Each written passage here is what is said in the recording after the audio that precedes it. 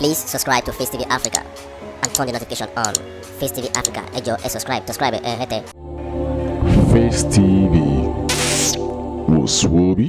Ọ̀dọ̀ tètè kú o bí mo ṣe wà yìí mi ò mọ dining table Mama Esther Ajayi kódà mi ò rí lé wọn rí mi mọ kankan pa Esther Ajayi tó lórí burúkú ìfimọ̀ pé Esther Ajayi ó ń pàpè jẹ. These people, when you are working to be great in life, they are patiently running, talking, looking for how to bring you down. Wọn ò deserve àti gbé ayé o. Yorùbá ẹ má ní mi ò sọ fún yín o. Gbogbo wa la mọ̀ wípé akọni ni tí àwọn èèyàn mọ̀ sí.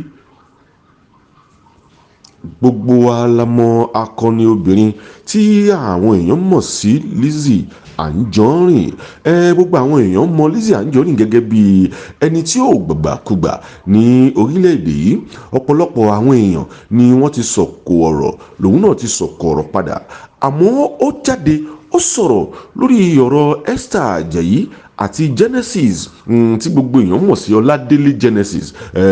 Pásítọ̀ yìí tó jáde tó sọ èrò ọkàn ẹ̀ àti ohun tí Esther Ajayi ṣe fún òun lórí ìgbà tí wọ́n mú òun sí àhámọ́. Màá fẹ́ kí ẹ gbọ́ ọ̀rọ̀ tí Lizzy Anjorin tó sọ nípa bí àwọn èèyàn ṣe ń hùwà àti bí àwọn èèyàn ṣe máa ń ṣe àbòsí àwọn ara wọn. Ẹ jẹ́ ká gbọ́ ọ̀rọ̀ díẹ̀ lẹ́nu Lizzy Anjorin. Ìṣòro flashing lásán tírú ìyá yẹn ò lè lọ wò ìyá mi, kò wo ọmọ mi, kò tiẹ̀ béèrè kí ni ìyá mi jẹ, kò béèrè kí ni ìyá mi mu. Ìwọ tó jẹ́ pé mi mo kọ́kọ́ ṣọ́nà fún ẹ nígbà tí mo wà nù yàrá kó tó pẹ́rẹ́ nínú ọjọ́ Ọlọ́run. Ó wà lẹ́nu mi, ó wà lẹ́ gan o, àti mi àwọn èèyàn ṣèkà fún mi gan. Tí bá máa wọlé ayé mo lè má kí ẹ ti má dà lóhùn. Mi ò dẹ̀ ní ṣọ́ọ̀yà yẹn kí n yọ sọ, máa sọ lójú wọn. Pé ṣẹ́ fẹ́ bọ́ mà mọ́mì, èmi kọ́ lẹ ṣẹ̀, ara yín lẹ ṣẹ̀. Ẹ fi hàn lé ayé pé ẹ kì í ṣèyàn Ọlọ́run. Ìbá yìí mọ́ ọmọ ọlọ́sàn ẹ gbówó lé lórí. Bàbá Sùwé ní ìdí problem ẹ fún 10 million. Ókè mi tí mò ń sìn yìí tí mò ń kò síṣẹ́ tẹ rán mi máa rálẹ̀ bàràbà ni màá yí gbé báàgì. Mo wá wà ní ìṣòro ẹ̀ tí ẹ lè pè ìyàwó mi pé báwo ló ṣe ń jẹun. Mo mọ iye èèyàn tèmi ti yọ́lẹ̀ ní ìṣòro láyé mi. Mo mọ iye èèyàn tí mo ti náwó yọ̀yàn lẹ̀ láyé mi. Mo mọ iye èèyàn tó ṣẹ̀ mí màá tún ṣe lóore. Kámbọ̀ tó ní kò ṣe nǹkan tẹ́yìn gan ò mọ̀ sí, ẹ ti mọ̀ láti 2009. Ṣé ohun tó ṣẹlẹ̀ sẹ́mi ṣé kò ṣẹlẹ̀ sẹ́yìn ni ṣe báwa là á cover up.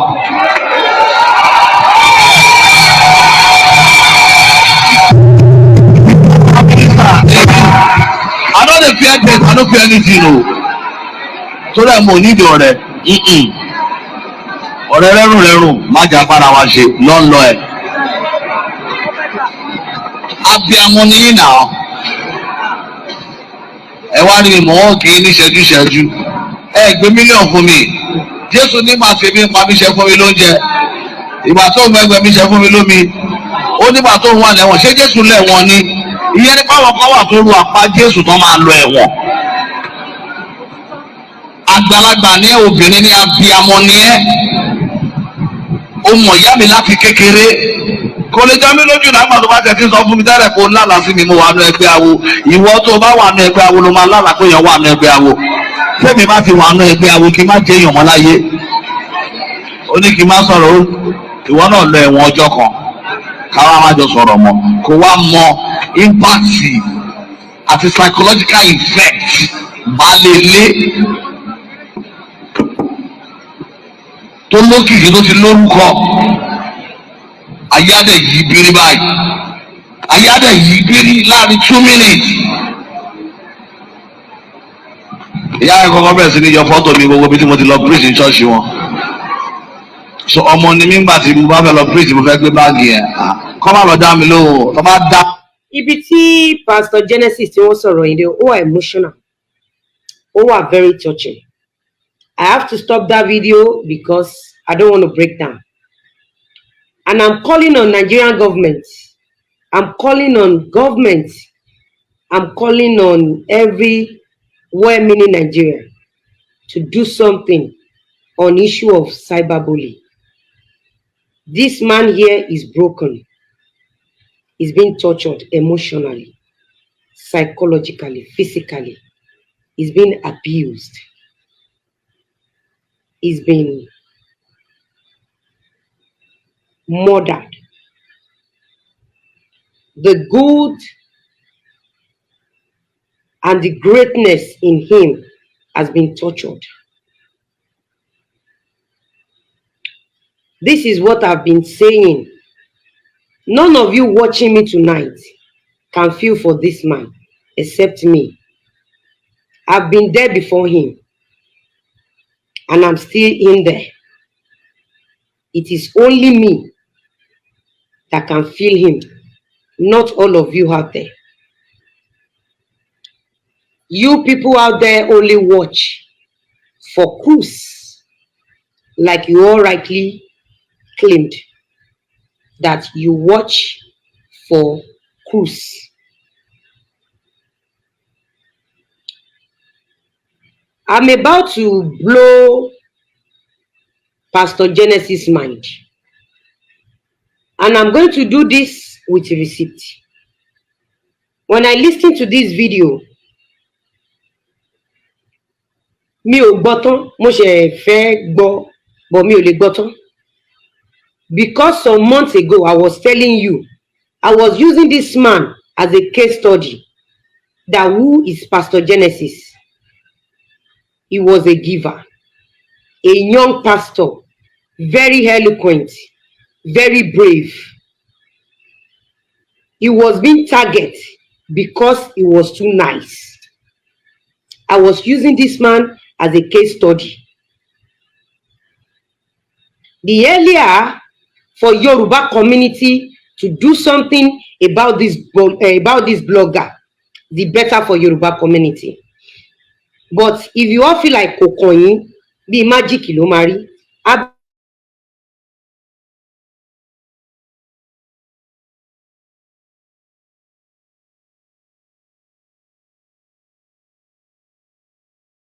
To stop Pastor Genesis. Who am I to defend Mommy Esther Ajayi before Pastor Genesis? Nothing. Nothing concerns me with Pastor Genesis and Mommy Esther Ajayi. But I'm about to blow Pastor Genesis' mind tonight. Pastor Genesis, you have been tortured. You were being framed. We all wait unto the Lord. But wọ́n ní tí ìrètí bá pẹ́ jù, ó lè mú born again ṣẹ́ṣó. I waited. I waited on Nigerian police. I waited on the security system. I waited over and over. And I realized that these people bullying on social media, wọ́n ní ọlọ́pàá, wọ́n ní adájọ́, wọ́n ní lọ́yà, kódà wọ́n ní journalist tó ń bá wọn ṣiṣẹ́. Tí wọ́n bá fèsì ẹ, Ọlọ́run nìkan ló lè yọ ẹ́.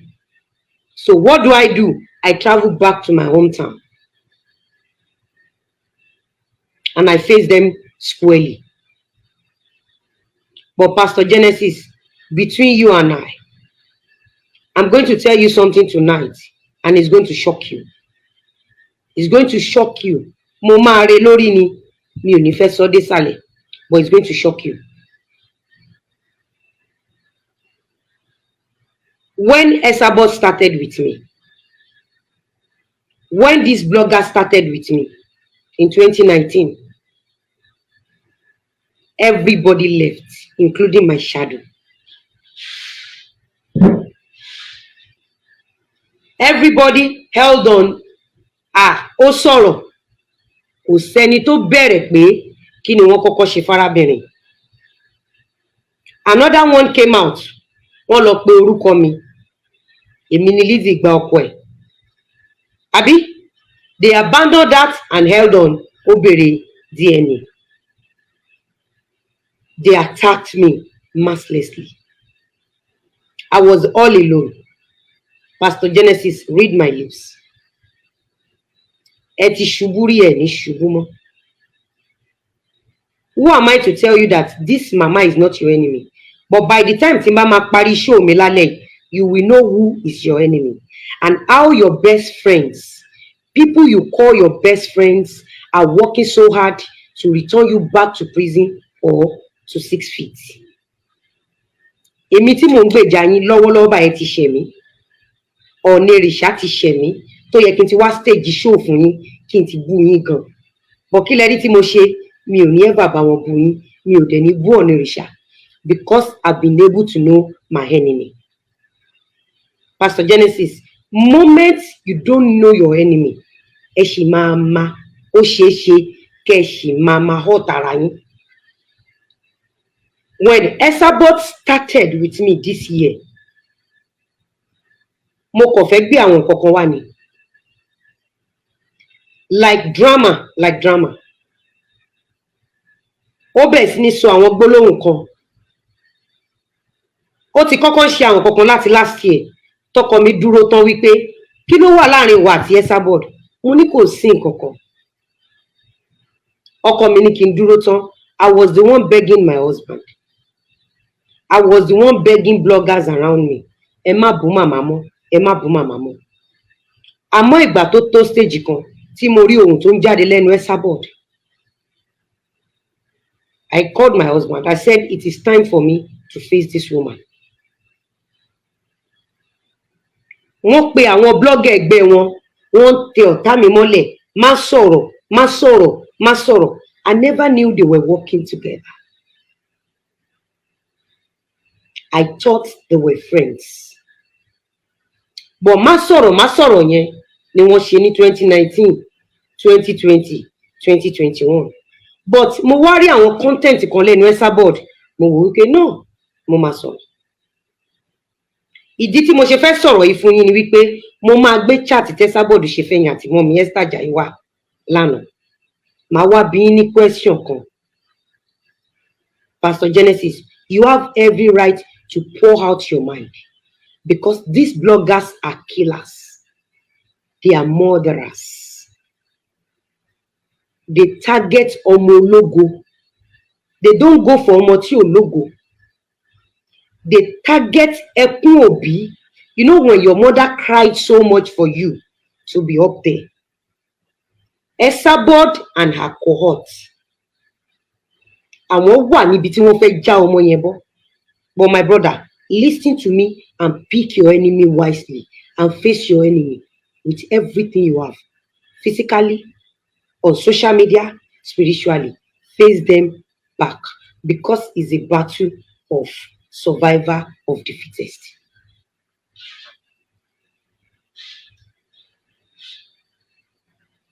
I've been in your shoes before you, and I'm still in there till now.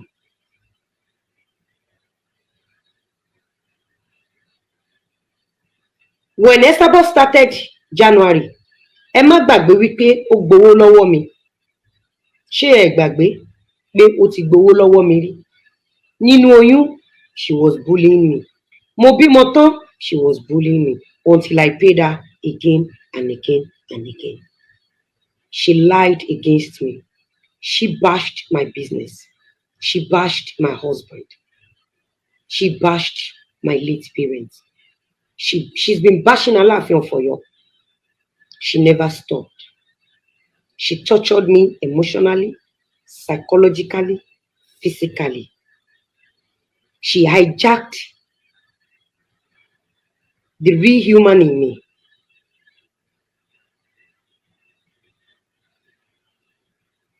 When she started around February, Pastor Genesis, nígbà tí mo listen sáwọn content ẹ̀,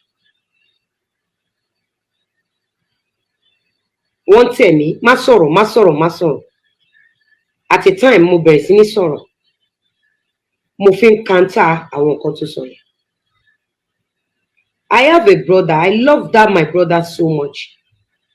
I remember I love that uncle so much to the extent that mo fi wọ́n rọ́pò bàbá mi torí family bàbá mi ni. Not until the day I was on phone with him, wọn ò mọ̀ pé mi ò tíì kọ́ ti àgò. Mo dẹ̀ gbọ́ gbogbo nǹkan tí ìyàwó wọn sọ.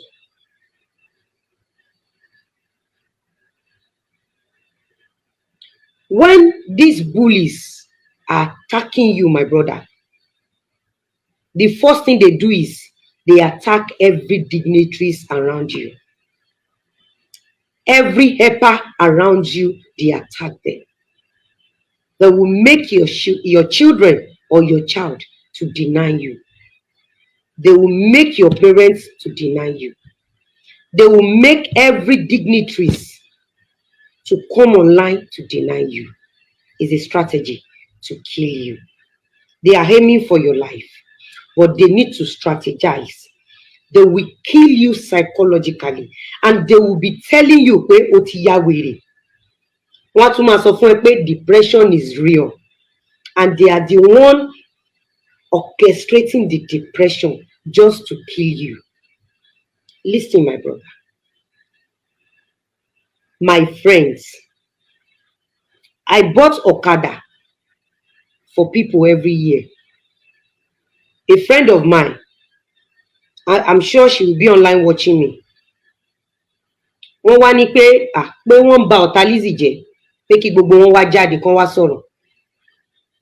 One of them, mo ṣe fún ní kankan like a week or 2 weeks, and she was the first person to say, ẹlẹ́dàá òun ò ní jẹ́ kó lọ fèsì ọ̀hún ràn. And these are people tí mi ò fi sílẹ̀ rí ní gbogbo ọjọ́ tí wọ́n ní ìṣòro. Àwọn tí mò ń ra ọ̀kadà fún, wọ́n kó wọn pé kí wọ́n wá grant interview. Àfi tí gbogbo wọn bá máa wá lọ́la lókù. Àwọn ọmọ tí mò ń rán ní school, ìyá ìkan méjì mẹ́ta nínú wọn, at least mo mọ ìyá kan nínú wọn tó wà nínú àwọn tó stage show tó ń ṣépè fọ́tà mi. Pastor Genesis, uncountable things I don't want to mention on it.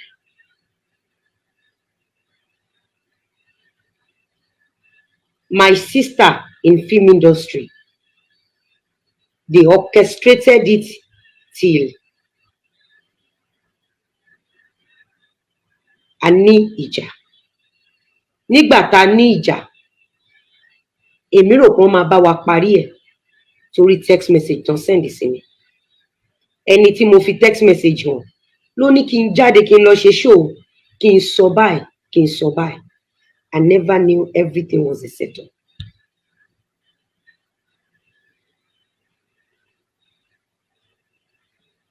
Ní 2019 yẹn, mo gbé ilé mi jáde.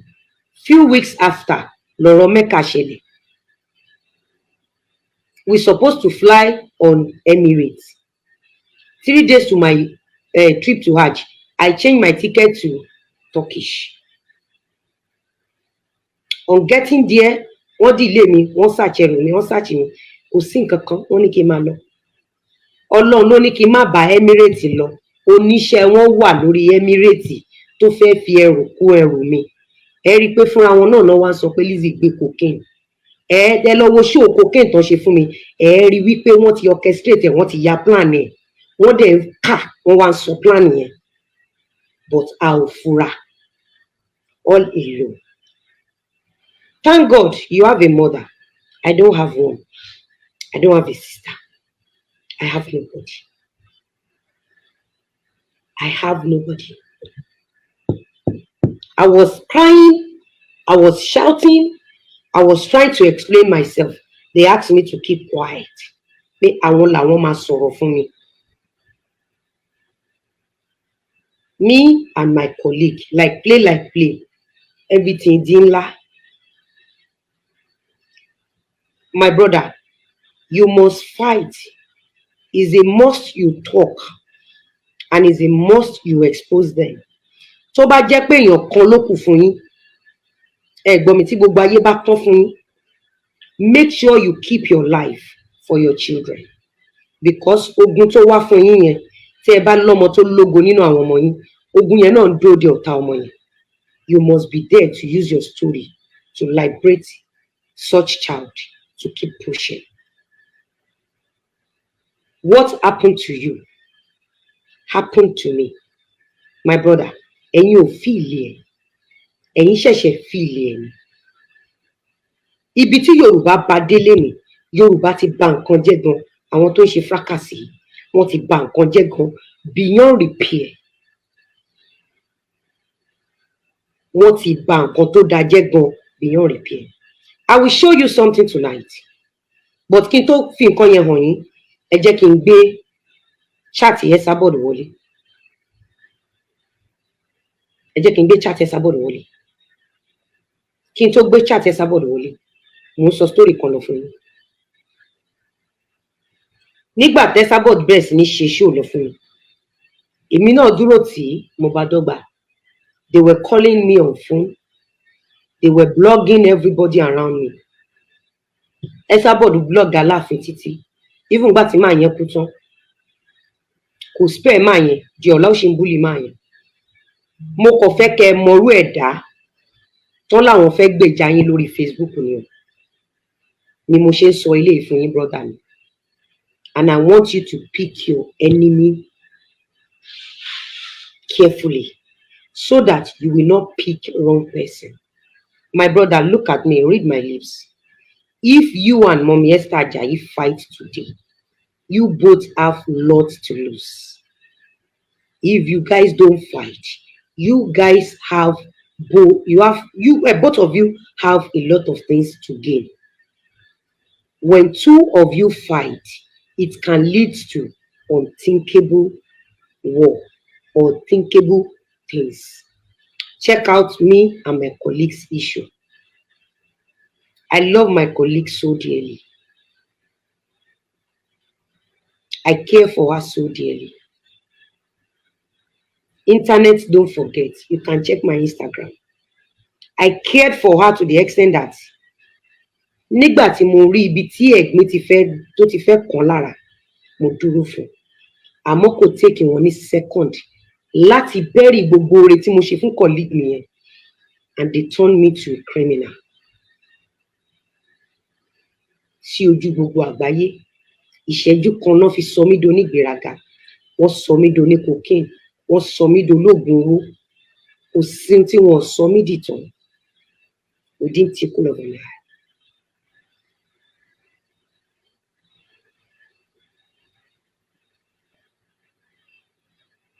You must fight this battle because this battle is not for you, it's for your children. It's for every soul that love you so much.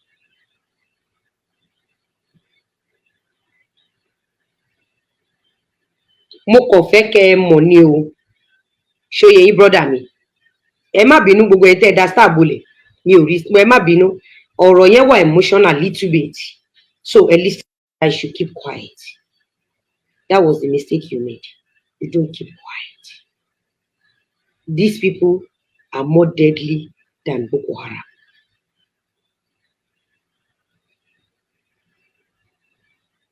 Mo rí nǹkan kankan ní around February, March. Sorry, give me 1 minute.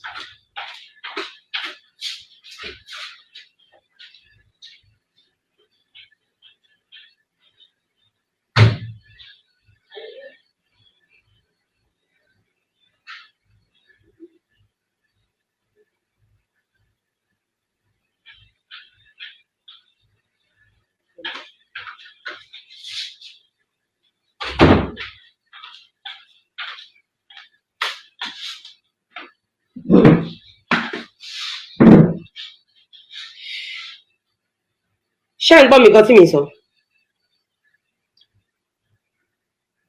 Mi ò mọ̀ pé Esabod mí ní ikú fún mi tòótọ́. Esabod kàn sọ ní online wípé o mọ nǹkan tí mo ti plan lẹ̀ fún ẹ. Ọkàn mi sọ fún mi wípé ó mìnẹ̀. Then I keep pushing. I was staging my show back to back. I have to hire more people to take up some jobs from me. Mo wá jókòó full time pẹ̀lú Esabod. But brother mi, gbogbo show tí Esabod ṣe fún mi, show tí gbogbo àwọn bloggers yẹn ṣe fún mi, wọ́n wá lọ gbé ìrìn àjò. Please subscribe to Facetv Africa and turn the notification on. Facetv Africa, ẹ jọ̀ọ́ ẹ subscribe hete. Face TV was Swoby.